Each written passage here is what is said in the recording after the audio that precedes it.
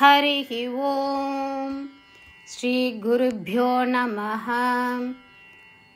These shlokas are recorded by separating the stanza word by word for easy learning.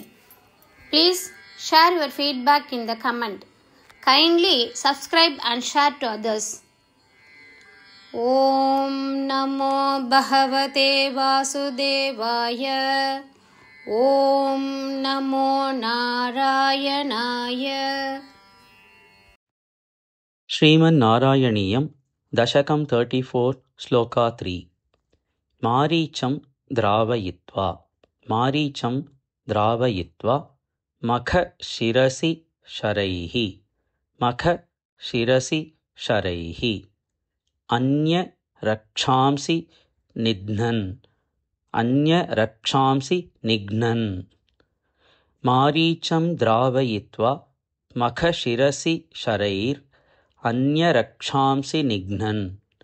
मारीचं द्रावयित्वा मखशिरसि शरैः अन्यरक्षांसि निघ्नन्.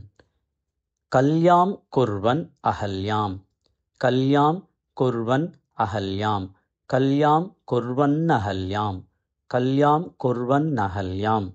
पथि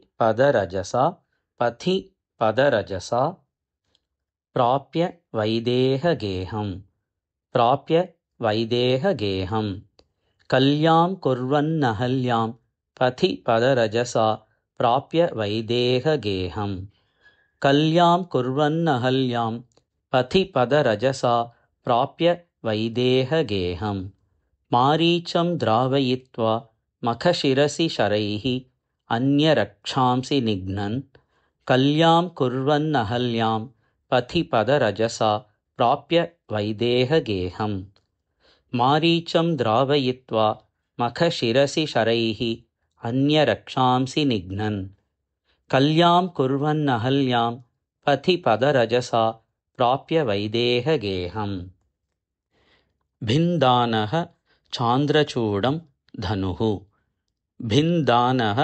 चान्द्रचूडं धनुः अवनिसुताम्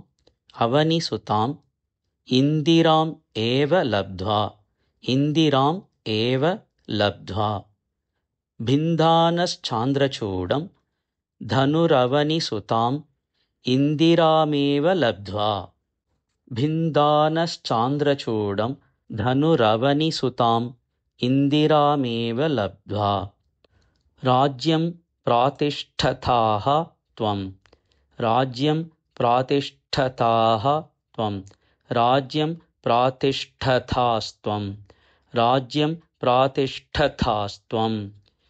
त्रिभिः अपि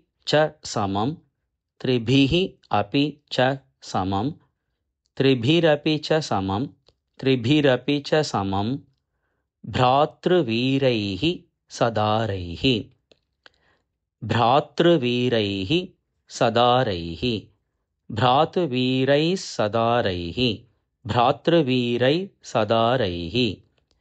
राज्यं प्रातिष्ठतास्त्वं त्रिभिरपि च समं भ्रातृवीरैः सदारैः.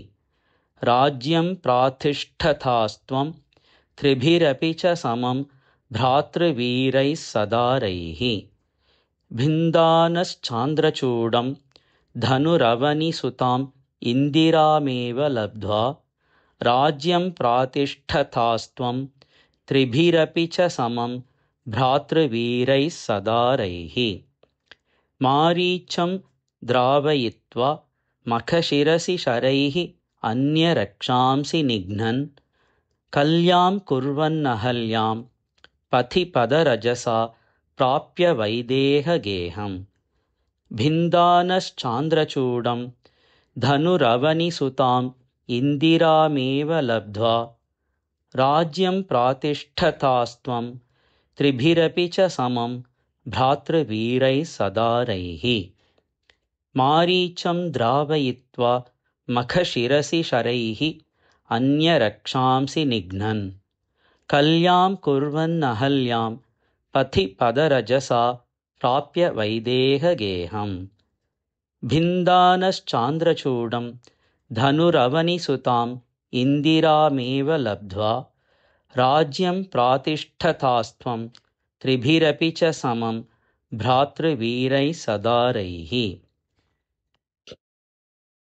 मारीचं द्रावयित्वा मखशिरसि शरैः अन्यरक्षांसि निघ्नन् कल्यां कुर्वन्नहल्यां पथिपदरजसा प्राप्य वैदेहगेहम्। भिन्दानश्चान्द्रचूडं धनुरवनिसुताम् इन्दिरामेव लब्ध्वा राज्यं प्रातिष्ठतास्त्वं त्रिभिरपि च समं भ्रातृवीरैः सदारैः। मारीचं द्रावयित्वा मखशिरसि शरैः अन्यरक्षांसि निघ्नन् कल्यां कुर्वन्नहल्यां पथिपदरजसां प्राप्य वैदेहगेहम्।